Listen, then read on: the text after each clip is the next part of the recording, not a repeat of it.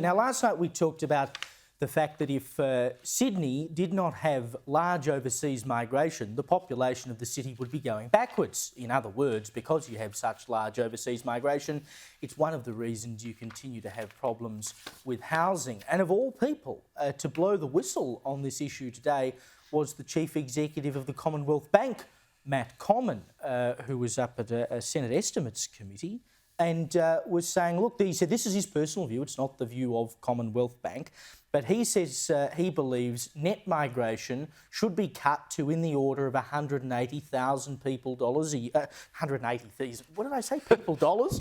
180,000 people a year in order to make homes more affordable. Now, we're well above that at the moment. The year to March, on the latest numbers, the net migration was 315,900 people. And between the 23-25 financial years, it's estimated when the numbers are all added up that it'll be 1.3 million people was our overseas net migration. And here you have the CEO of one of the biggest businesses in Australia saying we need to cut migration in order to make housing more affordable.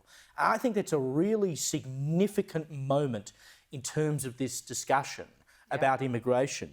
Because, of course, what we've seen in the last decade or so is that chief executives and big companies have veered far to the left and they've jumped on every single social issue and social cause that is available to them. And here we have a big CEO, one of the best paid in the country, breaking ranks and saying, actually, we need to cut migration. And you know what? Can I just say, good on him for coming out, because so many people, CEOs, so many politicians actually shy away from this debate because they're all scared of the R word. Racism. It is not racist to have a discussion about the number of people we're bringing into this country when we cannot get everyday Aussies into houses. It is not racist to have a discussion about the types of people we are also bringing into this country. This is the debate that we need to have, because it was not prosecuted at the last two elections. You recall in the dying days of this year's election, Peter Dutton did put a policy on the table, but then it wasn't prosecuted. It absolutely disappeared into the never-never, yet we've got record migration under Labor. More than 1.1 million migrants have come into this country. We can't get everyday Aussies into houses. Labor is opening the welcome mat well and truly. The other issue is that it is basically the only thing that is propping up our economy at the moment. We've got this real Ponzi scheme economy. And obviously migration suits Labor politically. Now, you've got Labor coming out saying, oh, you know, yes, we've got all these targets. Forget it. The targets, James, they are breaking records year on year.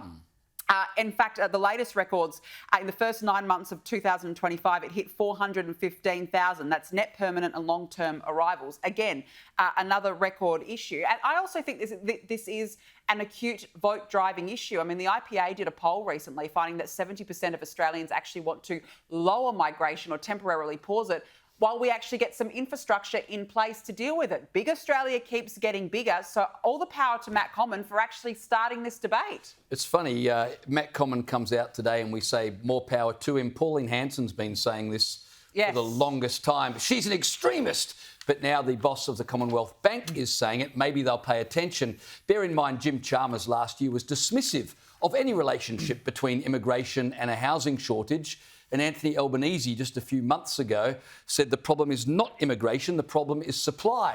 Well, of course, there's supply and demand, isn't there? And I think the Commonwealth Bank boss knows a little more about supply and demand and basic economics than Anthony Albanese. But you're right, when the big end of town finally start to talk, maybe people will listen, and it's why, and we'll get to it in the papers, Susan Lee needs to get on with her immigration policy because God forbid that the opposition to the government's coming from the leader of the Commonwealth Bank. It should be coming from the Liberal Party and they need to get their skates on. Well, she did say that they're going to announce a policy in the coming weeks, so I'm curious to know how far it's going to go, because it has to be a very, very serious cut, but let's see what the papers are saying about that.